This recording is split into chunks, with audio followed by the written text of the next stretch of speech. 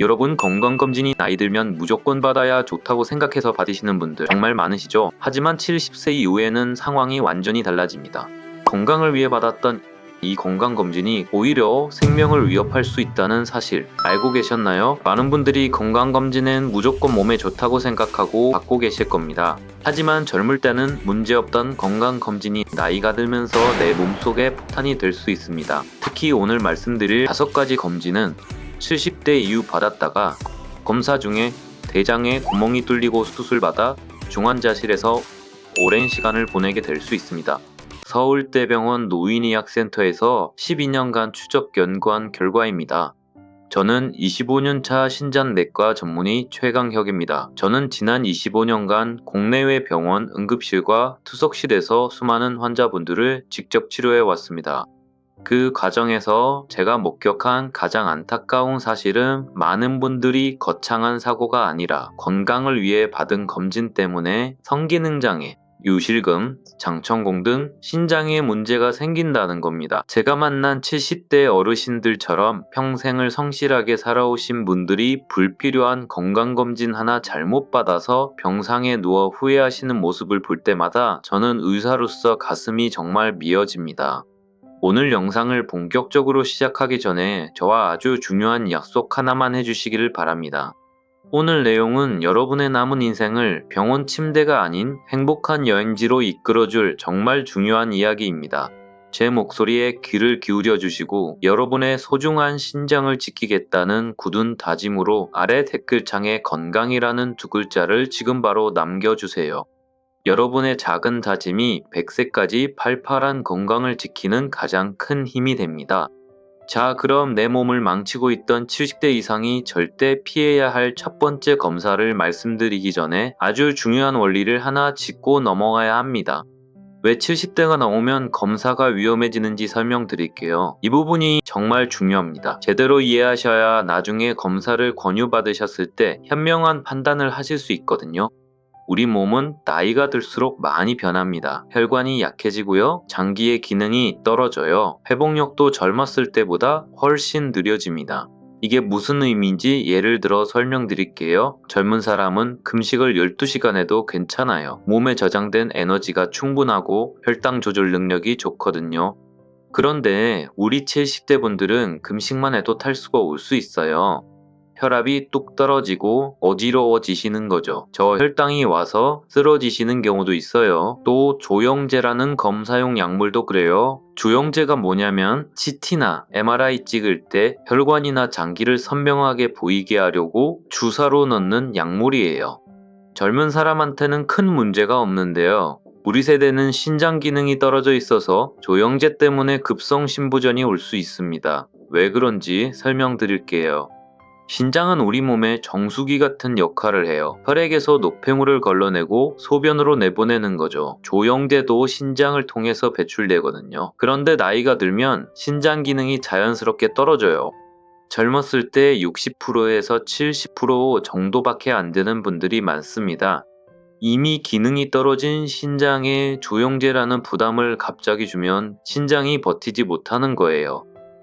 그리고 정말 중요한 게 하나 더 있어요. 70대가 넘으면 기대 여명이 제한적이라는 겁니다. 조금 불편한 말씀일 수 있는데요. 현실적으로 생각해 봐야 해요. 검사에서 뭔가 발견됐을 때 그걸 치료하는 게 정말 도움이 될지를 따져봐야 합니다.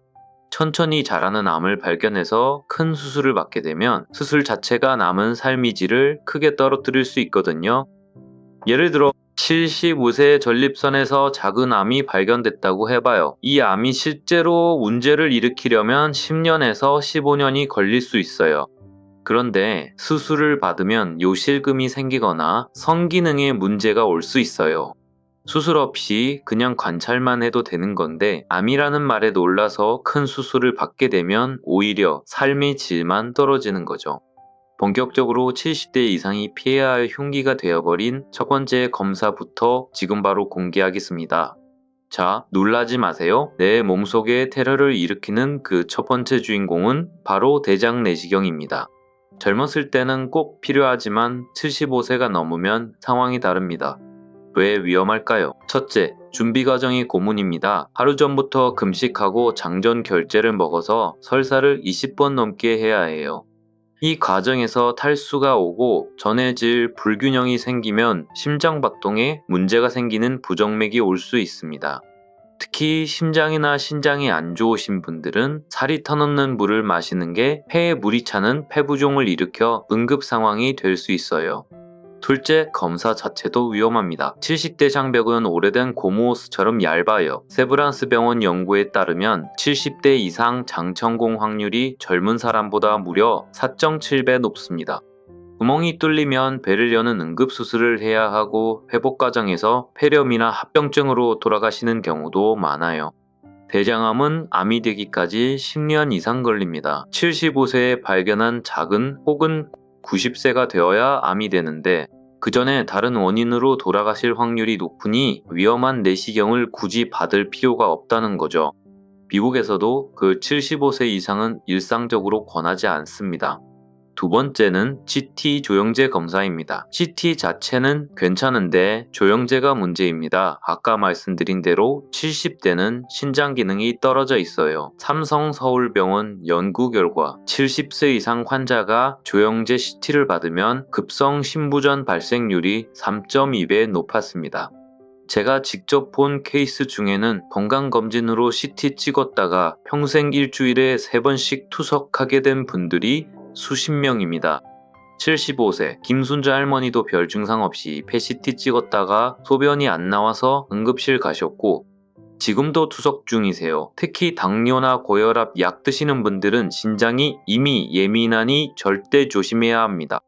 조영제 알레르기로 인한 아나필락시스 쇼크 위험도 무시할 수 없고요.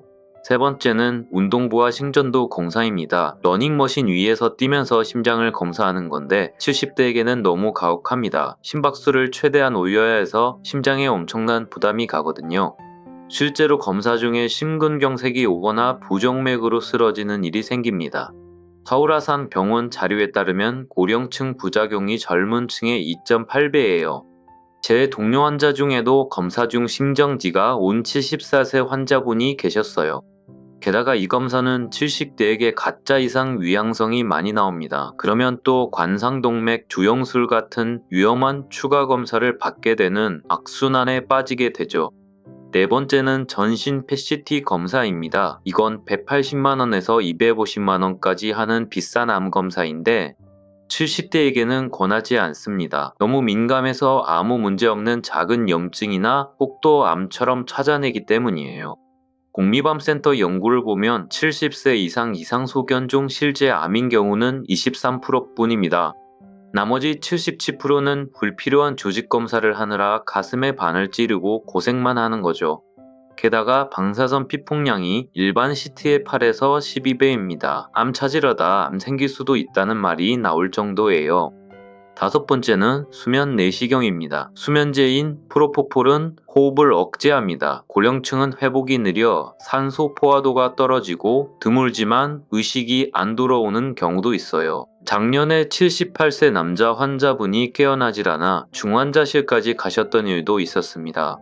무엇보다 수면 후에는 하루 종일 멍한데 이때 계단에서 넘어지거나 문턱에 걸리면 엉덩이뼈 골절, 고관절 골절이 생깁니다. 고령층 고관절 골절 1년 내 사망률이 23%나 된다는 걸 명심하세요. 요즘은 기계가 좋아져서 비수면으로 해도 5분이면 끝납니다. 안전을 위해 비수면을 권해드려요. 여러분 효도한답시고 자녀분들이 비싼 검진 패키지 끊어오면 거절하기 힘드시죠? 병원에서도 권하면 무조건 해야 할 것 같고요. 그럴 때 당당하게 이 세 가지 질문을 던져보세요. 1번 선생님, 이 검사 결과로 뭔가 발견된다면 제가 수술이나 항암을 견딜 수 있는 체력인가요? 2번, 만약 이 검사를 안 한다면 당장 제 건강에 어떤 큰 문제가 생기나요? 3번, 조영제나 수면제 없이 안전하게 대체할 수 있는 검사는 없나요? 이렇게 물어보시면 의사들도 무리하게 검사를 권하지 못합니다. 여러분의 몸을 지키는 마법의 질문이니 꼭 기억하세요. 그리고 한 가지 더, 비싼 암 검사보다 중요한 게 있습니다. 기본 혈액 검사를 할 때 의사에게 제 간 수치와 신장 수치를 자세히 봐주세요라고 요청하세요. 우리 부모님들 몸에 좋다는 영양제 한 움큼씩 드시죠? 70대 넘으면 간과 신장이 영양제를 도구로 느낄 수 있습니다. 검사 결과에서 이 수치들이 높다면 아무리 비싼 영양제라도 당장 끊으셔야 합니다. 검진보다 지금 내 몸의 해독 능력을 아는 게 먼저예요. 그럼 대체 어떤 검사를 받아야 하냐고요? 안전하면서도 꼭 필요한 70대에게 꼭 필요한 검사 6가지 알려드리겠습니다. 첫 번째 정기, 혈액검사, 혈당, 콜레스테롤, 간분의 신장 기능을 확인하세요. 10,000원도 안 들고 안전합니다. 두 번째, 혈압 측정. 매일 아침 집에서 재세요. 혈압만 잘 관리해도 뇌졸중을 예방합니다. 세 번째, 골밀도 검사 2년에 한 번씩 받으세요. 뼈가 약해지면 기침 한 번 해도 부러집니다. 네 번째, 눈 검사. 자, 백내장, 녹내장, 황반 변성 등 실명을 유발하는 병을 조기에 잡으세요. 다섯 번째, 대변 자멸 검사. 대장 내시경 대신 대변에 피가 섞였는지만 확인하세요. 아주 안전합니다. 여섯 번째, 청력 검사. 소리가 안 들리면 뇌 자극이 줄어 치매가 빨리 옵니다. 보청기를 일찍 쓰는 게 치매 예방의 지름길입니다. 지금부터는 나이 들어서 약해진 근육을 지킬 수 있는 추가 꿀팁을 알려드리겠습니다. 70대 근육을 지키는 상세 단백질 식단 가이드 검사보다 중요한 건 근육입니다. 근육이 없으면 넘어지고 넘어지면 인생이 바뀝니다. 단백질 드셔야 한다고 고기 구워드리면 이가 아파서 못 드시죠. 그래서 제가 70대 맞춤형 단백질 식단을 자세히 알려드릴게요. 1번 333 단백질 섭취. 단백질은 한 번에 많이 먹으면 신장에 무리만 가고 흡수도 안 됩니다. 몇끼 30g씩 나눠 드세요. 아침에는 물에 밥 말아 드시지 말고 달걀 2개와 두유 1잔은 꼭 드세요. 아침 단백질이 없으면 몸은 근육을 깎았습니다. 점심은 소화가 잘 되는 생선구이나 두부 요리를 한 접시 다 드세요. 저녁으로는 부드러운 수육이나 닭가슴살을 결대로 찢어 넣은 국을 드시는 게 좋습니다. 2번 이가 약한 분들을 위한 조리 비법. 다지기. 고기는 무조건 다져서 함박 스테이크나 동그랑땡으로 만드세요. 소화도 잘 되고 씹기 좋습니다. 압력솥 활용공 고기는 딱딱해요. 압력솥에 푹 찐 수육은 솜사탕처럼 부드럽습니다. 연육제, 배나 키위, 양파를 갈아 고기를 재우면 단백질 입자가 끊어져 훨씬 소화가 잘 됩니다. 3번 동물성이 대 식물성의 비율로 먹기. 콩만 먹어도 되겠지 하시면 안 됩니다. 근육 만드는 아미노산은 동물성에 많아요. 달걀 또는 고기와 두부 또는 콩일의 비율을 맞춰 드세요.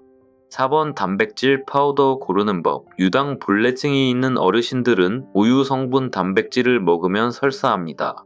산양유 단백질이나 대두 콩 단백질을 고르세요. 식사 사이 출출할 때 간식으로 타 드시는 게 좋습니다. 단 신장 수치가 안 좋으면 전문의와 상의 필수입니다. 자, 이제 정말 마지막으로 위험한 검사보다 훨씬 더 중요한 진짜 건강관리법에 대해 말씀드리겠습니다.